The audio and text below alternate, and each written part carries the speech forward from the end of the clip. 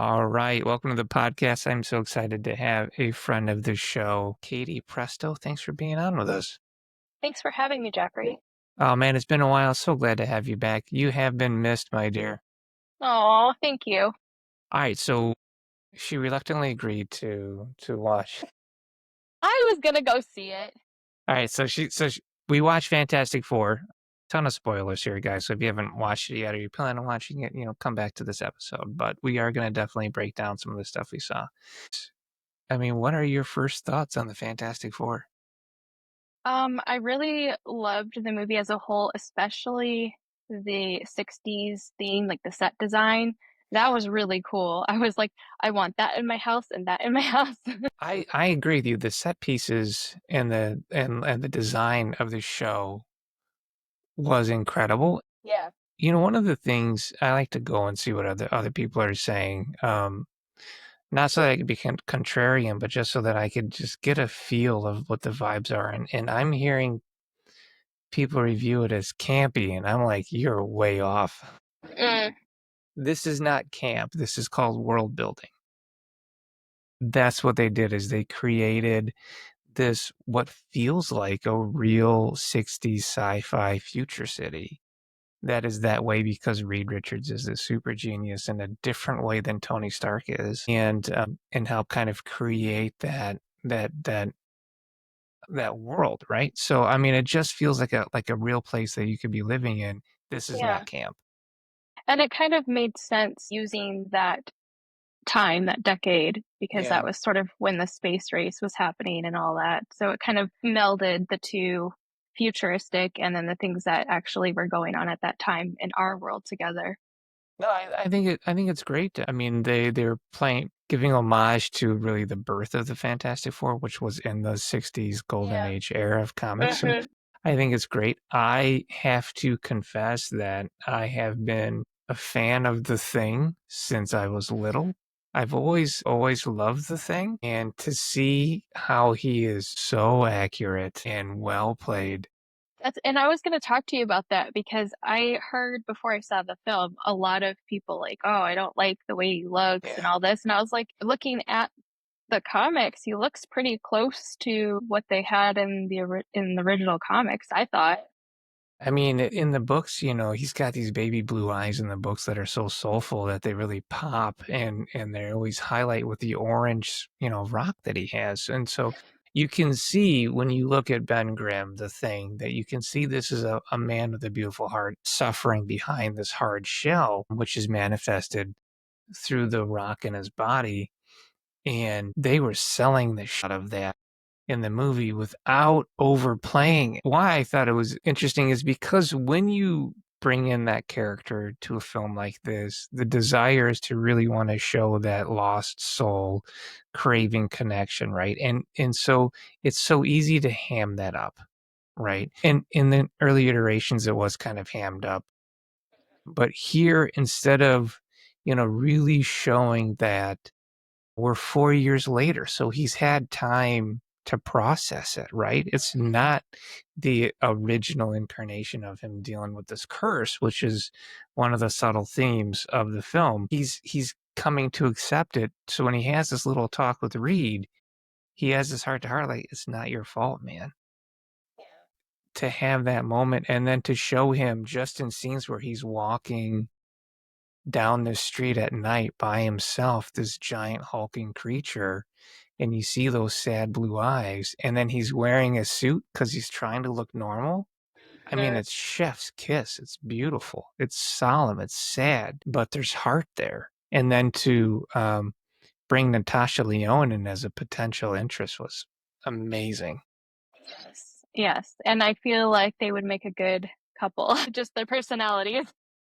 It was a surprise to me because in the comic books, the Thing ends up dating a blind girl, and he Okay. falls in love with her, and because she can't see him, so then she sees Ben for who he really is, which Right. is this big old teddy bear. And then there's the big shock that, he's this giant hulking rock man. But to bring her in and to see beyond it, and Yeah, and I like that they didn't harp on, oh, like she's with other men who look more normal than me, or you know what I mean? Like it was, she accepted him right away, and it just, it wasn't too much of the oh poor me kind of thing. Like you No, said, it was, he had yeah. already gone through that phase. It was like a subtle little love Yeah, soap opera going yeah. on in the background. This is kind of cool I for, know. a superhero film. So that's my little thing. I've always loved the Thing because he just has heart, and we got to see that instead of, the annoying, irritated guy trapped in rock.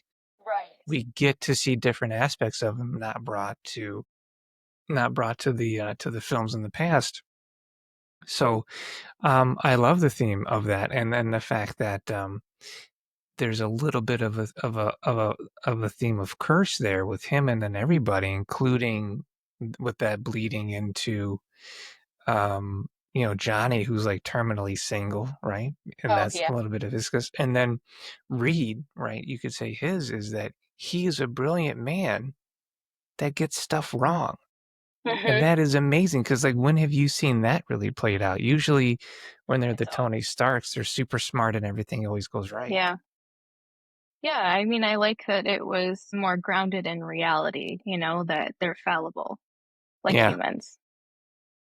I thought it was great. It made me, as a parent, and seeing Reed and Sue fighting over their baby, Yeah, man, and to you see, felt that, huh? yeah, I was like, that's really well written. There's subtlety there, and they love each other, and you can tell that they love each other, but they're still hurting each other, and it's not on purpose. It's not malicious, right? I Hmm. mean, that's real relationship. I mean, it was written like, wow, these people get it.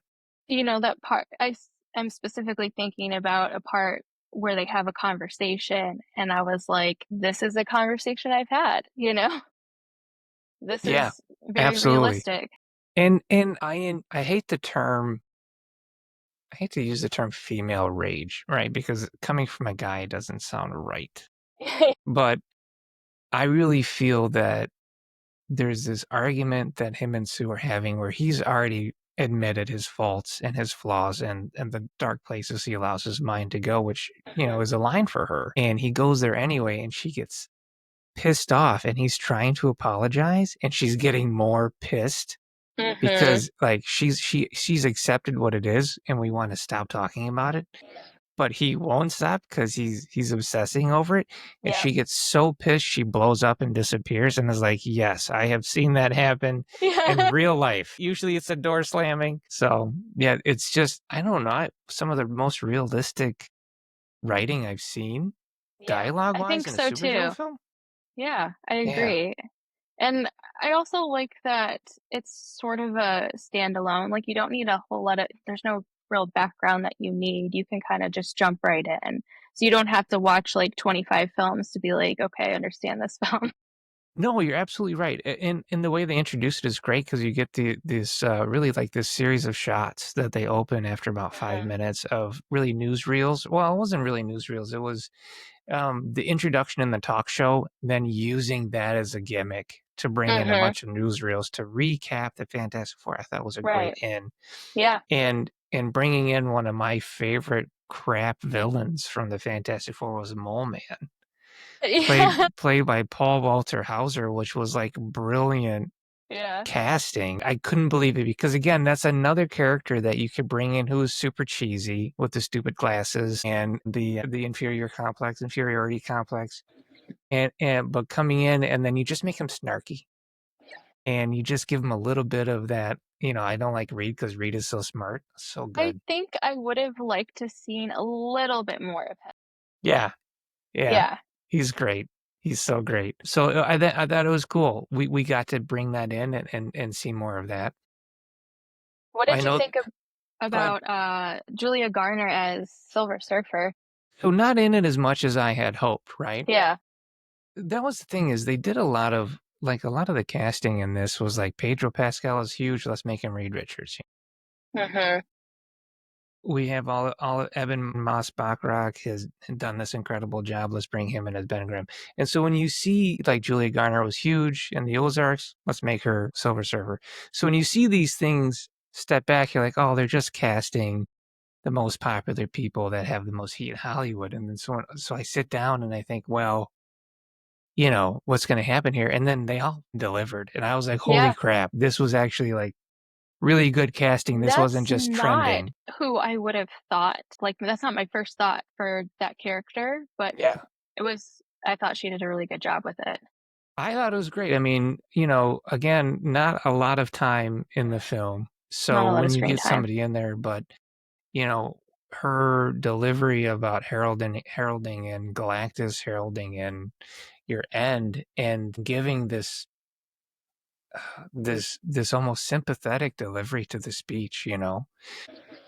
I think she really sold it. I think you could really see it in her eyes, which I thought was really cool. Really giving that away and then giving her own little arc. It makes you want more from the character, and you can never go wrong from that. Yeah.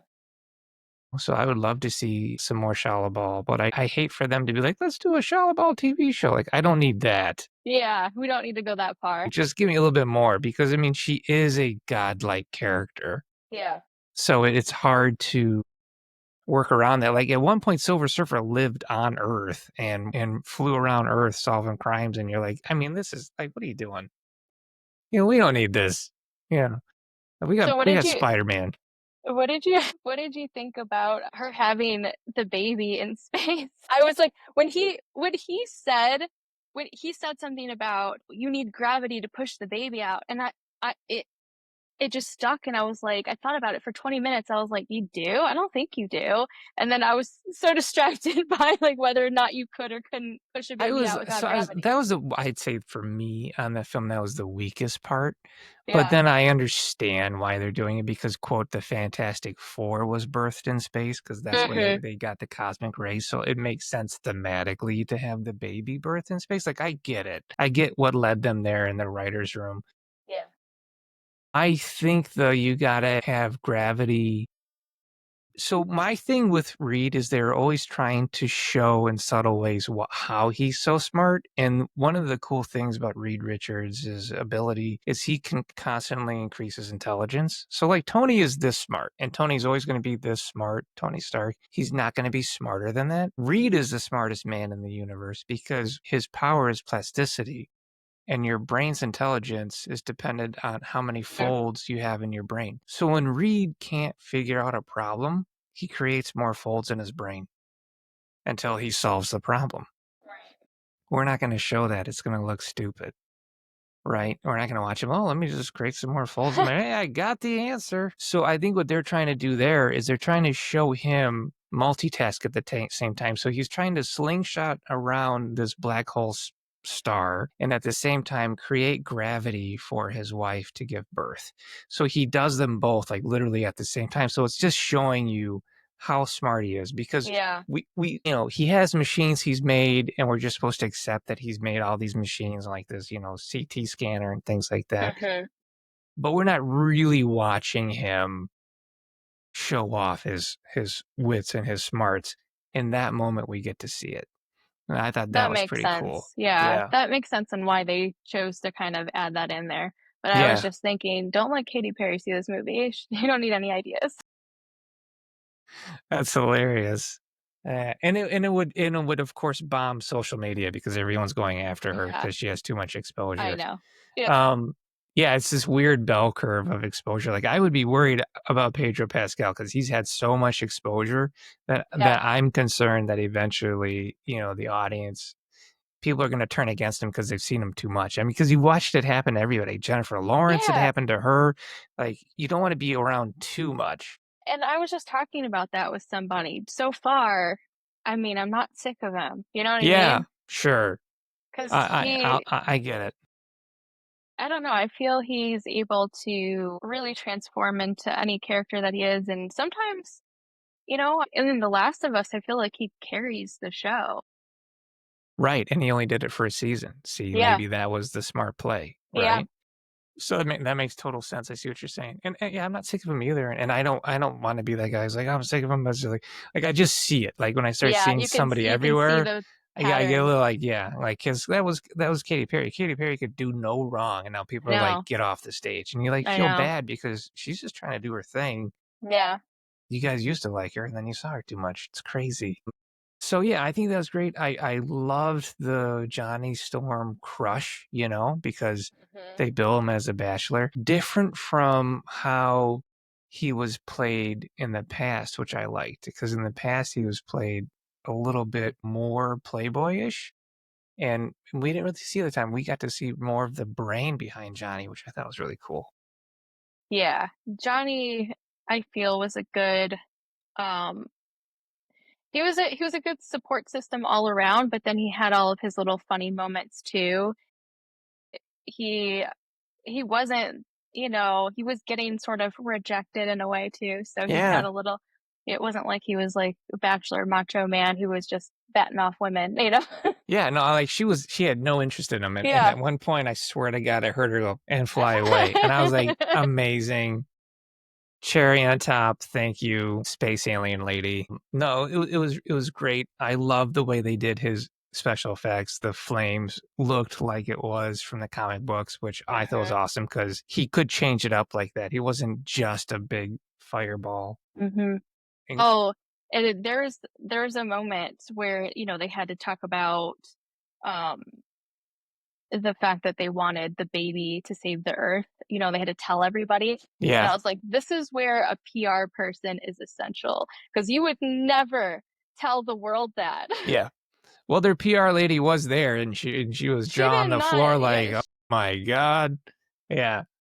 No, I love the twist, man, and Yeah. how it reflects the theme of family, right? Because that's Mhm, the theme. You've got Shala Ball, like Silver Surfer's family was spared because of her sacrifice, but she never gets to see them again. So she's alone, yeah, right? yeah, You've got Galactus who's living in this solitary life with this unending, desire for food and eating planets, this crave that he has, and mhm, it's a curse, right? And he's stuck yeah, with her, so obviously they can't stand each other. That's pretty damn dysfunctional. right, And then you got the Fantastic Four family, which is great. Reed and Sue have real marital issues. Johnny and Ben are like uncles that tease each other. It yeah, was awesome, and it was real, like good playing and teasing. yeah, and It then they talk wasn't about, schlocky. they have, like, the real family and then the chosen family. Yeah, exactly. So I think them coming out saying, "Hey, we're not going to sacrifice our child, but we're not going to sacrifice you to Mhm, keep our child," bringing the planet together as we are all a family.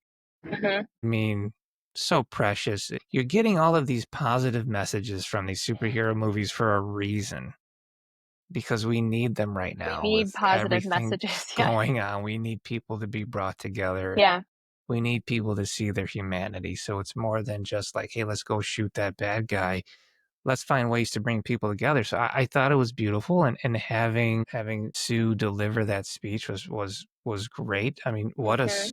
I mean, I love Vanessa Kirby, and I think what a strong performance. And to see her fighting for her child I was so moved by that. Yeah, especially in the final moment where she's fighting for her child and just giving everything she has, like true mama bear, and just, like, putting, Right?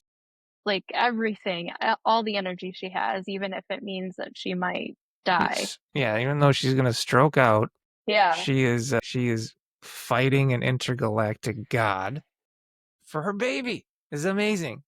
And we all knew where it was going, but we were there. We were rooting for her anyway. Yeah, and in the end, I was just like, "Put the baby on her. Let's see the baby's powers." All right. Do you want to know about Franklin? Yeah. All right. So there's lots of different timelines and multiverses and short stories and stuff that were done that get retconned and get thrown out and get redone. But in one of them, Franklin has this cosmic energy, right? The power cosmic is what they call it, but essentially it makes you godlike character. So Silver Surfer has a bit of it, and look how powerful they are, and they just have like a speck, right? So Franklin has that, but Franklin has the ability to kind of create whatever he wants to create. So at one point in the comic books, Galactus is killed. Like Galactus is going to eat another Earth, and the superheroes come together and they kill Galactus in this big event, right? But Mhm, here's the problem: Galactus is what prevents the universe from overexpanding. So he comes in and he eats planets in order to create balance in the universe. So Okay. when you don't have a Galactus, you do not have balance in the universe. And that's a big problem. There must always be a Galactus. It's like the spiders that keep all of the bugs away in your house. Exactly. He doesn't want to do it, but he has to do it. So Yeah. Franklin becomes Galactus. He chooses to become Galactus. He wipes himself of memory that he was ever Wow. Franklin Richards. He grows into the size of Galactus, and then he goes and eats planets. That's And crazy. Reed So and that's Sue like his have to. ultimate fate It's anyway. That's so sad, interesting. yeah. And so Yeah. then Reed and Sue live out the rest of their lives knowing that they killed Galactus only to lose their son to become the thing they destroyed. So yeah, super super sad story, but Kind of gave me chills a little bit. yeah, but that's how powerful Franklin is. So, we'll see what's going to happen because of the big spoiler at the end of the movie. You have Victor Von Doom playing with little Franklin. So obviously he's going to use him for whatever his nefarious plans are. I had another thing that I noticed, and I was wondering if you caught this when Hmm. Reed was talking. He was having a private moment with his son, and he was talking to him, and he was saying to his son that he's always been different. And I was thinking about what he was saying, and I was like, is he like suggesting that Reed is neurodivergent? I was getting that feeling too. I mean, Yeah, I'm at the point now, my son's on the spectrum and right. I'm about ready to go get the test because I'm like, I'm so weird. I'm just not I'm not a normal guy. And so I'm just like, yeah, I'm probably gonna go do it and just find out. Yeah, But yeah, I was picking that up too. He's like, I don't think the same way, and I've always been so, and that's how you feel. So I think that's pretty accurate. And yeah. And it was just very subtle, but I was like, I yeah, noticed it, you I know? like that little authenticity. And Yeah. then he put a button on it. If you happen to be a space god, I would like to know if you were a space god. Yeah, I was like, That's I think it's hilarious. fantastic. There was something though that visually was bugging me, and I wonder if you caught Yeah, this. So, and I don't know if this is something that guys do, but at one point, Reed had his tie tucked into yeah, one of it's an his old man buttons. thing. Now, is like that's a It's an thing? old man thing, yeah, working in a lab, like, if you had any shop teachers from my generation who were from the 50s and 60s, and they're like, "All right, we're gonna go work the wood Wow. mill today, and we're So gonna they don't start get we're gonna caught start in the. drilling today." Yeah, they tuck their tie in their shirt so they don't get That killed. is such a cool detail. Yeah, yeah, I mean, it's just a throwback thing, but Yeah. yeah, you don't see because I mean, when I think of guys my age, when I was younger, they were all in suits. They all had button-down shirts with ties, and then Hmm. I was talking to a guy my age the other day, and he was wearing, like, a Metallica T-shirt, and I was wearing, I don't know, like, a Mountain Dew T-shirt, and I'm like, Hmm. here we are. Look at compared to what we're supposed to be respectable adults. Yeah. We realize that, right? Yeah. So it's just like there's a little bit of fashion that's been lost there, I guess, over That's over so the funny. generations. But yeah, that's what that was.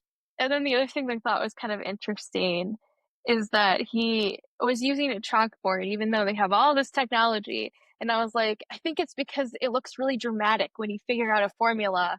A chalkboard's just way more dramatic. It's tactile, man, right? Because you get to Yeah. put in the sound effects of the Yeah. chalk scraping on the blackboard, Yep. where if you're on a giant race board, what, it's squeaky? Yeah. Like, what's That's that? annoying, and then you get to stretch his arm out and wipe it off, and yeah, I think the chalkboard thing was cool, and it did lend itself to the '60s, and Hmm. Tony's thing was the hologram, right? So you kinda show the opposite there by giving him a Hmm. chalkboard, and I just love that. I hope we get to see a scene where Reed and some version of Tony get to interact because they're so different characters, but Yeah. they're That would both be so cool. very intelligent that I think they're both such great actors that you could really see them playing that scene. So I hope to find something like that in Yeah. one That of would the be. futures. It's got to be That would brilliant. be an interesting pair up in the future. I mean, I have to ask you, what do you think about the rock beard?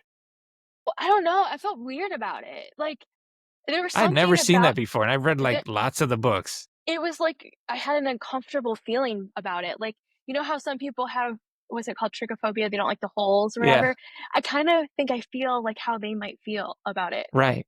So does he have, like, spikes coming out of his armpits then? Like, how does this look? Let's just stop right there. Okay, we'll stop Let's there. stop at the upper body We'll stop at the limit.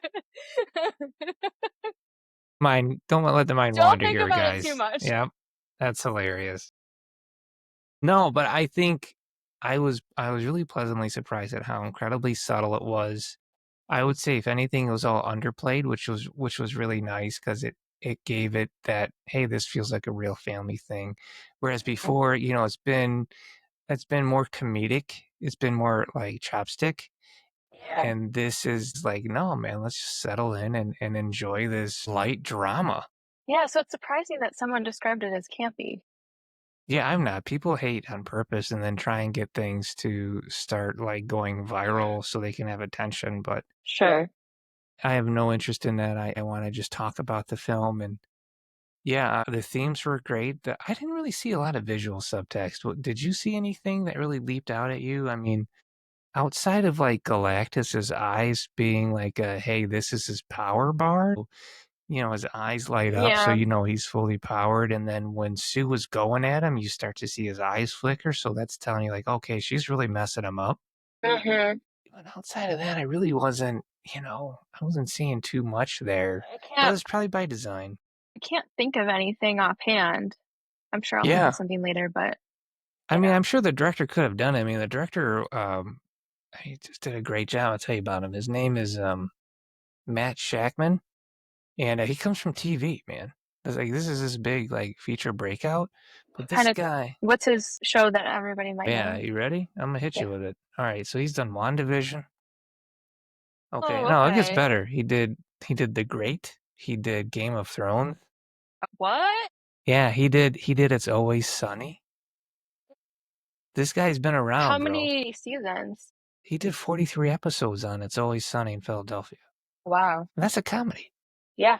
He did, Succession, The Boys. The guys, Dude. these TV Those are, like, all directors, oh, yeah, good these ones. TV directors, they get around when they start getting on shows like that. And so, I mean, the guy's got a set of skills, and then to come and bring all that into, because when you're a TV director, you're a chameleon. You Mhm. have to be able to go through and what's the vision for this show, and then copy that vision, and then try and put something else that you can put into it without it Right. being, cut. And then to come in on it and to do something like this, it's impressive. Yeah. No, Yeah. I really enjoyed this film, like, I was gonna see it, but I wasn't like, "Oh, can't wait," Yeah. and I would go see it again. I would too, man. I mean, it had Herbie in it. I was like, It had bringing in what? Herbie the robot. Oh, So Herbie the robot was not a comic book character. no. No, so the Fantastic Four TV show that came out when I was a kid did not have Johnny in it. It had Herbie the robot because the Cartoon Network was not the cartoon, the network itself that put it out was worried that kids were going to set themselves on fire because they think we're stupid, and I that see. kids were going to set themselves on fire to be the Human Torch, which no kid would have done, but whatever. I don't know on a TV show. Okay, as a small percentage of kids might have done. It was Generation X. We were crazy. So it is possible. Probably a good choice. I'll give you that. So they did it with Herbie. So I grew up. I thought Herbie was the cutest robot, and so then to see him in this movie and they brought him It back was was so sad so though cool. when he saw Galactus coming. I was just like, "Oh," he's like, "I can't do anything." It's like Herbie, come on, do something. I know it was so sad, but super adorable, man. I mean, when I saw Herbie putting the baby the cradle together, I thought it was so cool. Yeah, that was cool. All right. Is there anything else that got you excited? I think it's pretty good. I think the mid-act point was definitely the birth scene. I think that was all rather dramatic. I Mhm. get it. I wasn't like, do we have to be here doing this moment? No, but it was a Yeah, creative decision. yeah. I think the resurrection and the death and resurrection at the end of Sue was awesome. I mean, that's Mhm. that's that's classic storytelling. And then, Bringing Silver Surfer coming in at the end to right. knock And I mean, like I don't know. I don't want to speak for you, but I feel like we all saw that coming. we did. No one was convinced that Johnny was going out that way. No, I love no. that that was his arc, though, is that he mans up to do it, Yeah. and then they bring Shia LaBeouf in there to get it done. It all made sense. So this watching the film, I didn't feel like there was a lot of surprises coming, No. but, at the same But it time, was I appreciated satisfying it. Yeah, exactly. because you sometimes when you don't get the thing that you expect, you're like, "Well, maybe I Yeah. did want that thing." I was hoping for a bit of subversion. I mean, I was hoping like, okay, are they gonna twist this and change this to the unexpected? And I think what they did with the marketing to make up for that is in the marketing, you think that everyone on Earth dies, and then the Fantastic Four flies out and ends up on our realm because of how the ending of Thunderbolts Okay. is, right? At the end of Okay, yeah. Thunderbolts, they show up. So the marketing was positioned in a way that Mhm. you think everything is going to go to hell. So I think that helped a little bit. Mhm. But yeah, I mean, in general, I mean, where you think the movie's going, it's going. And I'm okay with that because it is so grounded. Yeah, and sometimes you just need to have films like that. Not everything has to be like, "Oh, what a twist." Yeah, not everything has to be a heady art film. Yeah. I got you, man. Sometimes you just want some good old comfort. Mhm. Any final thoughts, Katie? I enjoyed the film, and I'm glad that you pushed me to go see it. Hey, I only stayed for one post-credit scene. Was there another one? I stayed for one too. I read online Okay. that there were 2. All right, we met. I mean, I had to listen. I downed an entire bottle of water and a I know, and a I and a had to good go. old popcorn. Yeah. There was No, no 'cause sitting around. I read that, I don't know if there was a second one, but it said that there was the mid post credits, which were the important ones, and then, like, a lighthearted thing, it sounded like, at the Okay, very end. So, so I don't just know, like a little maybe button. people listening can tell us what we missed, you know? Yeah, comment below and let us know what we missed and save us like $5 from going to the theater. Yeah, Well, more like $25 if you're gonna get like popcorn and and stuff. you have to. Yeah. It's mandatory.